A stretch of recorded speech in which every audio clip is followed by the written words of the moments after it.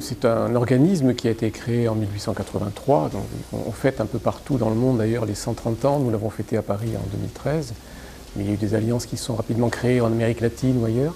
La mission, c'est de faire connaître le français, de l'apprendre dans les meilleures conditions possibles à tous ceux qui souhaitent l'apprendre, et puis de faire connaître la culture française et de favoriser au-delà de cela les échanges entre la France et tous les autres pays du monde qui accueillent les alliances françaises, puisque 50% des activités des alliances consistent aussi à faire valoir la culture du pays qui les accueille.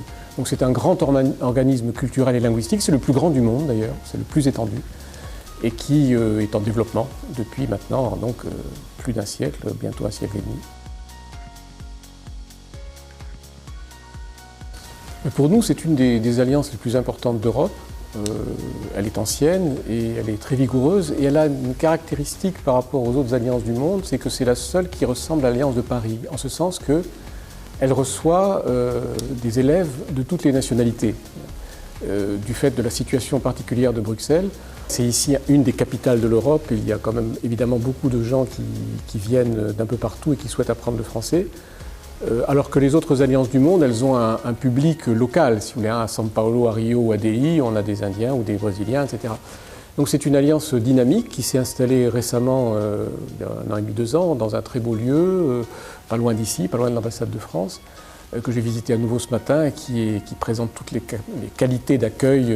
Les salles de cours sont superbes, la médiathèque aussi, pour apprendre le français dans des conditions d'abord de grande qualité, mais aussi d'environnement culturel français. Ce n'est pas uniquement une école de langue, c'est aussi un endroit où on peut vivre un peu ce qu'est la France, même si elle est toute proche. Et c'est agréable d'avoir à Bruxelles, et c'est passionnant d'avoir à Bruxelles une possibilité de rentrer en contact avec la culture et la langue française.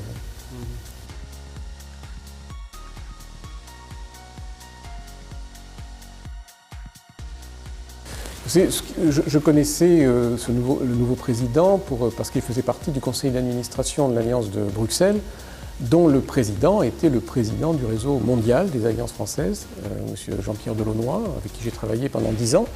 Et je suis très heureux que ce soit un ami de Jean-Pierre Delaunoy, une personnalité qui est connue ici à Bruxelles et très appréciée, qui a une grande expérience du monde diplomatique et du monde de l'étranger, qui puisse reprendre la présidence de cette alliance avec visiblement beaucoup d'idées. On en a parlé tout à l'heure, des idées d'ouverture, de modernisation aussi avec notre directeur sur place de l'enseignement qui est apporté. Je crois qu'ils vont être de plus en plus novateurs, ils ont quelques idées qui me paraissent passionnantes.